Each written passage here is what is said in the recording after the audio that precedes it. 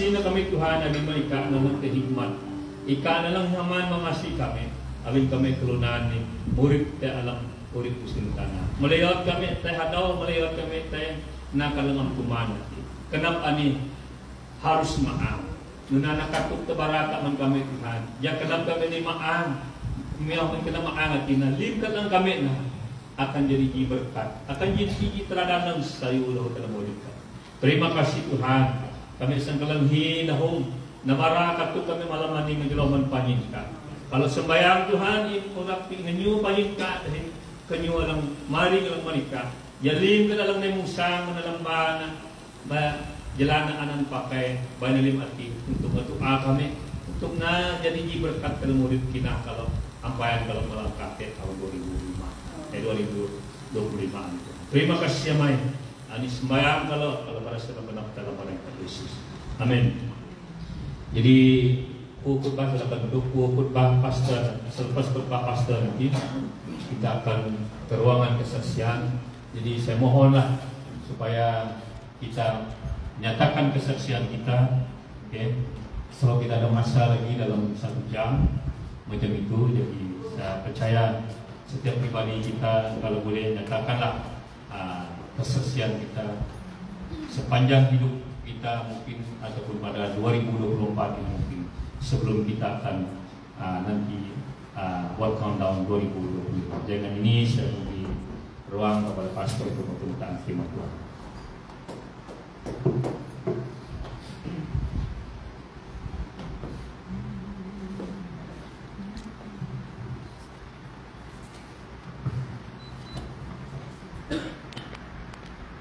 Oke, salam dan selamat malam untuk kita semua.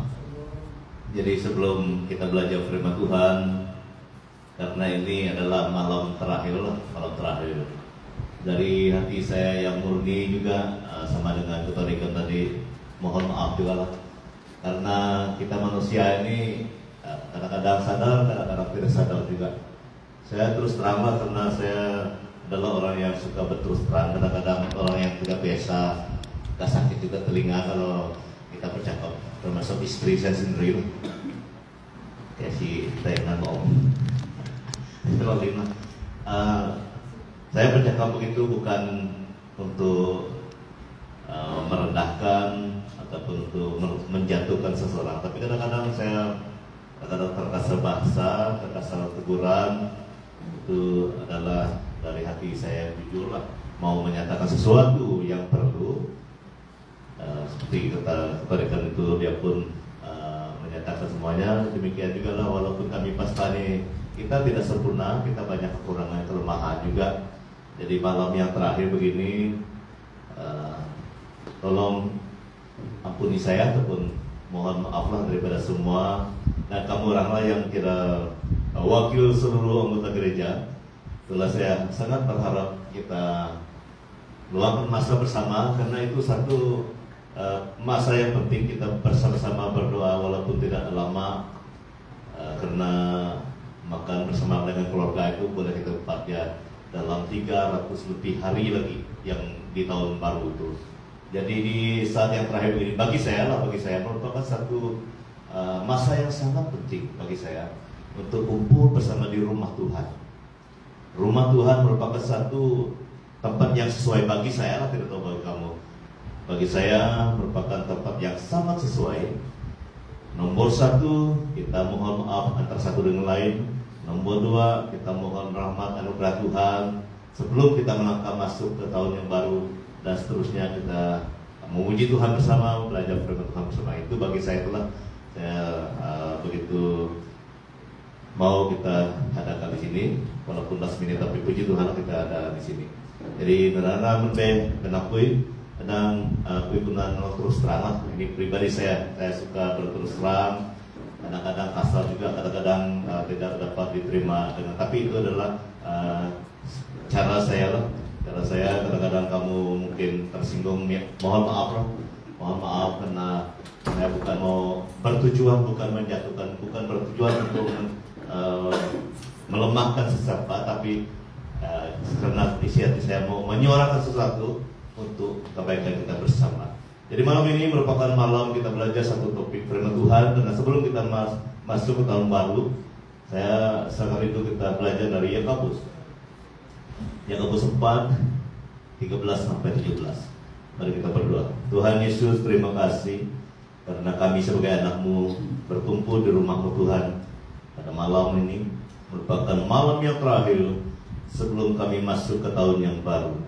Kami sangat percaya ini merupakan satu kesempatan kami menyelidik hati kami, menyelidik kehidupan kami di depan Tuhan, dan saling mengampuni, saling memaafkan satu dengan lain.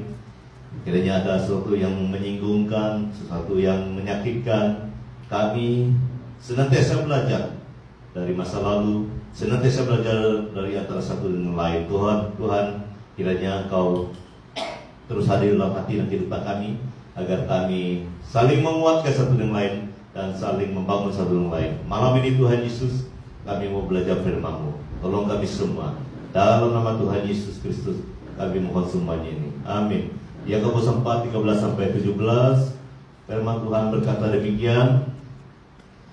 Jadi sekarang, hai kamu yang berkata, hari ini atau besok kami berangkat ke kota Anu, dan di sana kami akan tinggal setahun dan berdagang serta mendapat untung.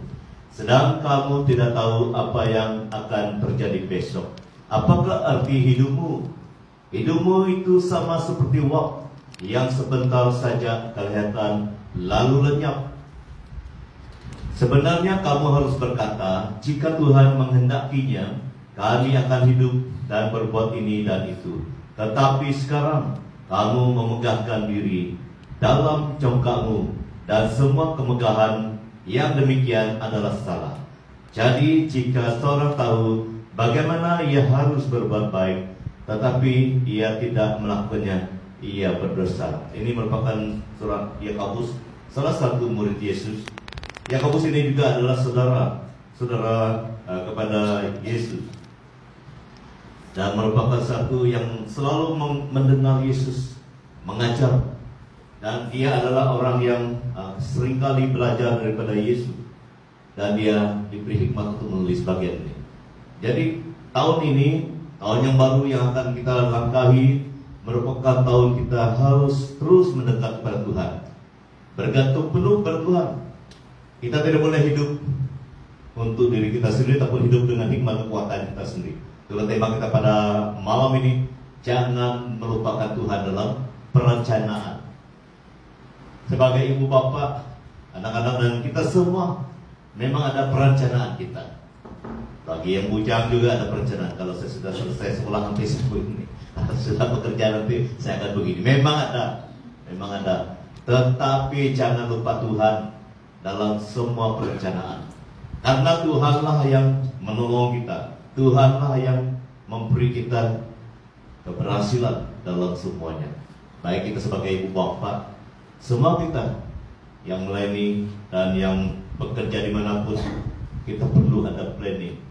Tapi dalam planning kita itu harus jangan lupa libatkan Tuhan. Ada 5 perkara. Yang pertama itu melekat apa Tuhan itu adalah sia-sia. Jadi sekarang hai kamu yang berkata, hari ini atau besok kami berangkat ke kota Anu, dan di sana kami akan tinggal setahun dan berdagang serta mendapat untung.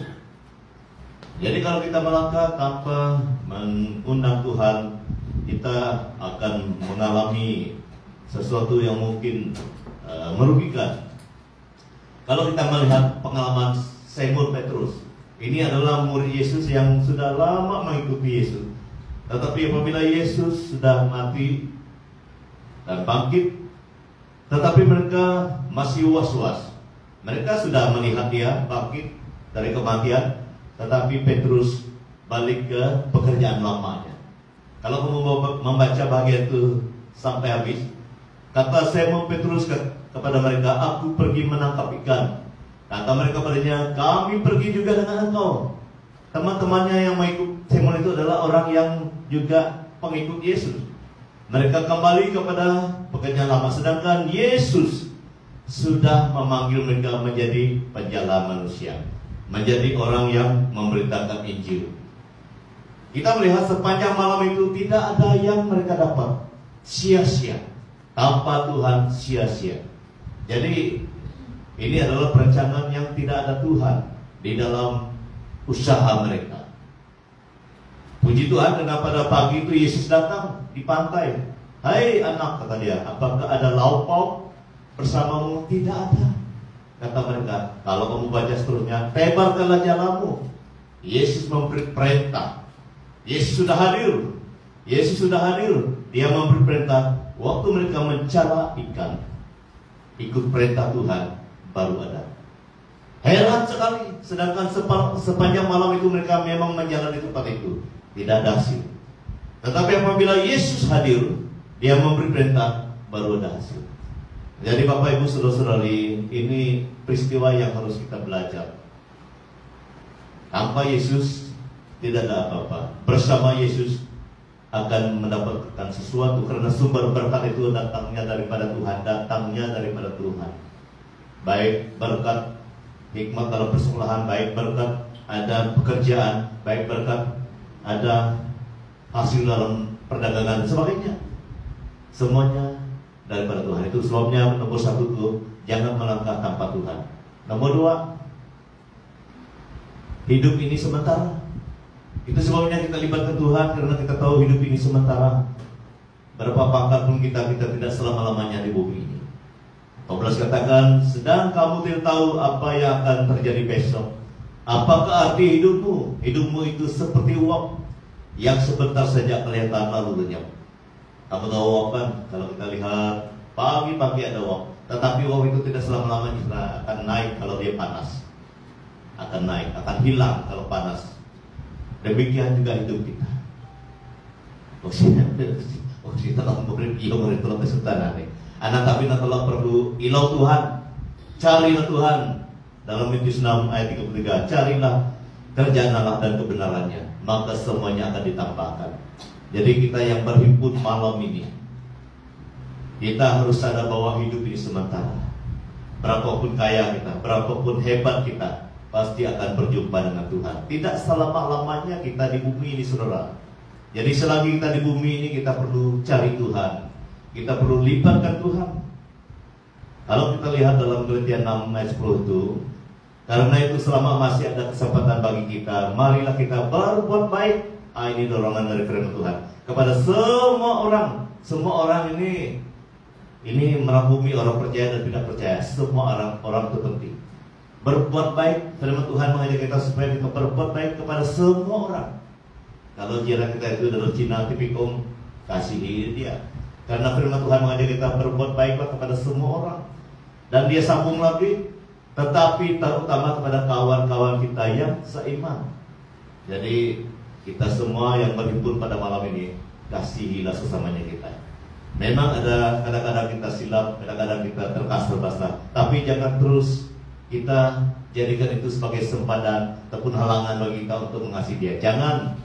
Firman Tuhan mengajak kita malam ini supaya kita senantiasa berbuat baik kepada semua orang dan terutamanya kawan-kawan kita seiman.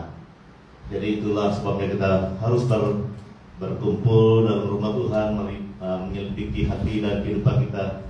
Kita harus berusaha mempertahankan ikatan persaudaraan, berbuat baik. Yang 3, utamakan Tuhan.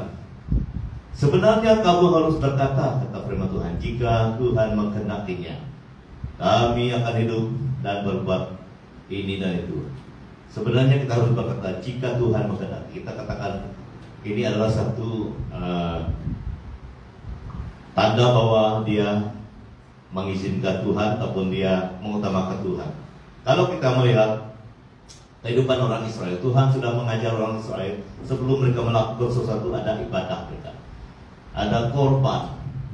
Kenapa itu ada ibadah, ada korban? Karena mereka katakan semuanya dipersembahkan kepada Tuhan dulu sebelum melakukan apa-apa. Kalau kita melihat kehidupan mereka setelah mereka mengenal Allah Yahweh itu, sebelum mereka melakukan sesuatu, mereka harus ada ibadah. Yesus sendiri menjadi teladan waktu dia menjadi manusia. Sebelum dia melakukan sesuatu, dia harus berdoa. Pagi-pagi benar, dia harus berdoa. Itu tanda dia menjadi teladan supaya kita utamakan kerjaan Allah ataupun Tuhan Allah dulu sebelum kita melakukan sesuatu. Kalau Tuhan Yesus sendiri sudah menjadi teladan, mengutamakan hubungannya dengan Tuhan Allah, demikian juga kita. Kita harus mempertahankan hubungan kita dengan Tuhan Allah sebelum kita melakukan sesuatu, melalui doa kita, melalui pujian kita, melalui firman Tuhan. Jadi kita sangat percaya dengan sikap kita yang utamakan Tuhan, Tuhan selalu hadir. Yang keempat, nomor 2 terakhir, kita harus jangan sombong. Nah, ini yang dikatakan dalam ayat 16. Tetapi sekarang kamu memegahkan diri dan dalam congkakmu, dan semua kemegahan yang demikian adalah salah kata firman Tuhan. Kemegahan dan congkak itu salah.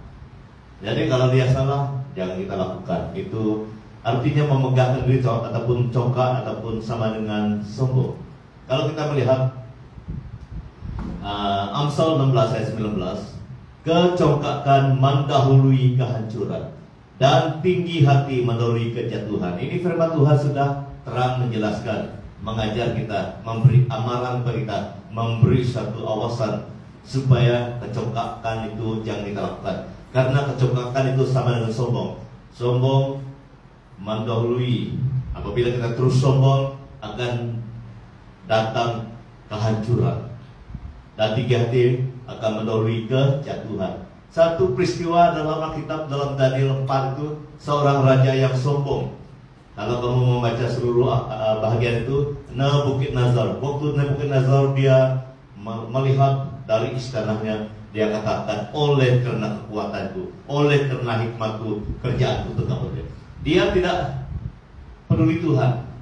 Jadi Tuhan yang berkuasa atas hidupnya menjadikan dia mempunyai hati seperti hati binatang, sehingga dia diusir dari istana karena dia tidak ada akal budi lagi. Dia makan rumput.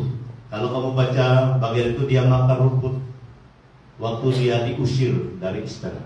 Tetapi puji Tuhan, dia melihat ke atas. Ini satu perubahan yang terjadi. Itulah dalam Daniel 4 ayat 37.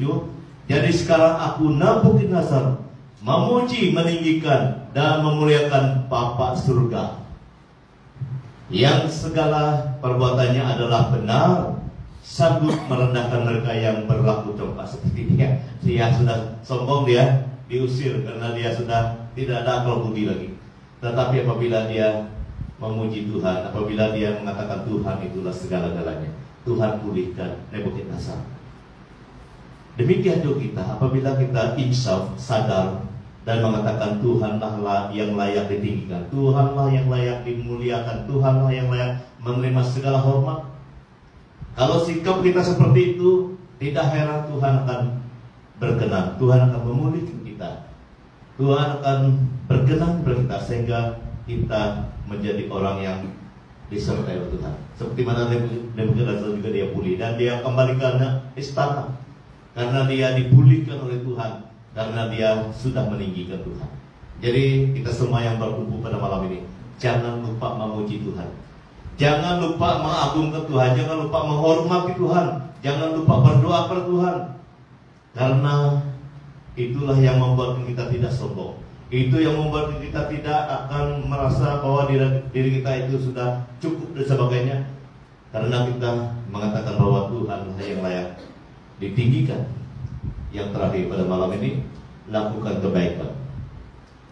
Jadi jika seorang tahu bagaimana ia harus berbuat baik, tetapi ia tidak melakukannya, ia berdosa. Ini juga tegas sekali firman Tuhan katakan, jika seorang tahu bagaimana harus berbuat baik, tetapi ia tidak melakukannya, ia berdosa. Sangat jelas.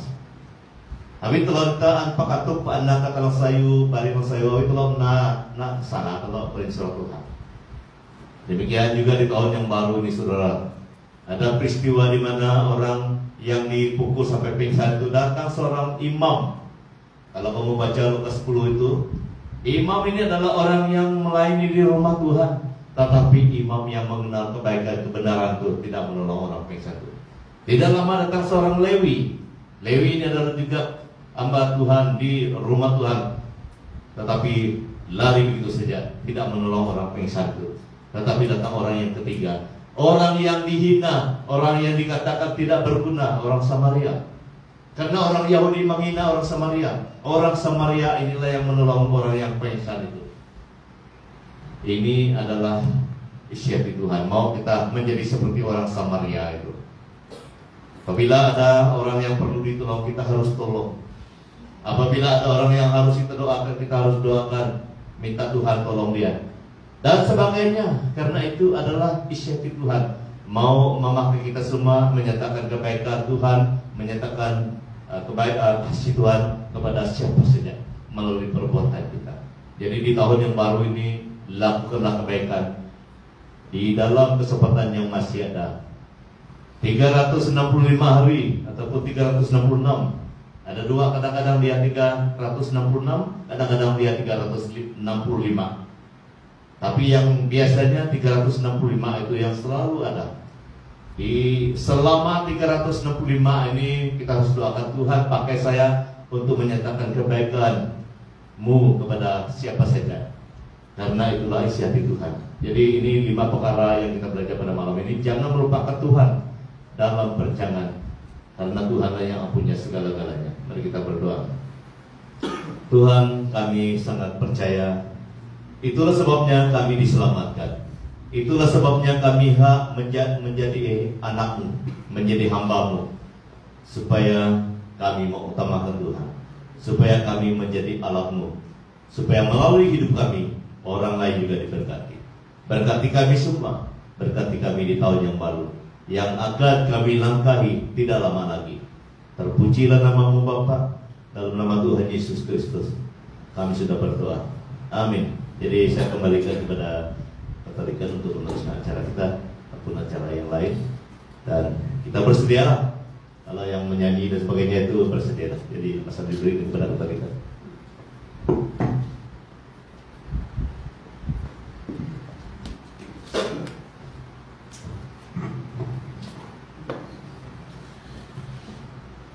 Oke, terima kasih Pastor atas pemberitaan firman Tuhan yang membawa satu teks bagi kita untuk sama-sama melihat dalam kehidupan kita untuk terus melangkah pada tahun 2025.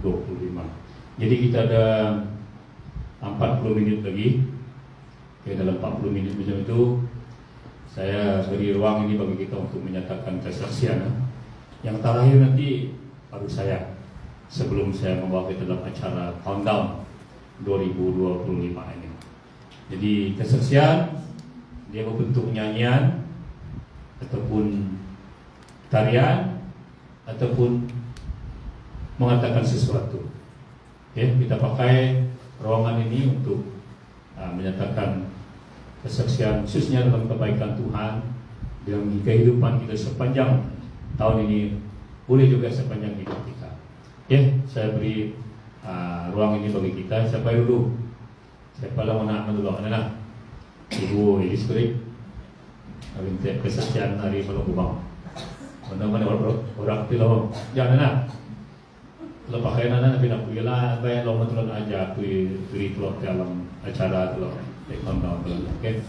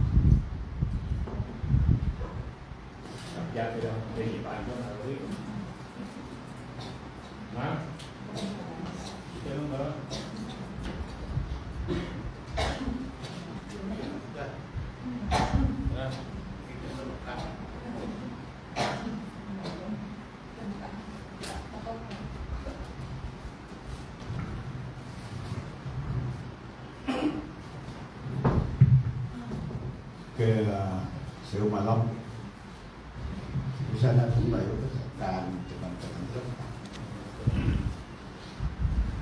Oke, selamat. Dalam nama teman-teman mari Pak jangan untuk macam dalam report tadi. Selamat duman maling lang sa atam. Ya. Jadi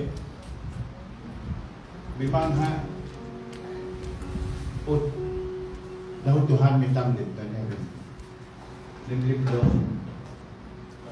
lebih lagi ke puas jadi antam menurut saya mendah anak kami.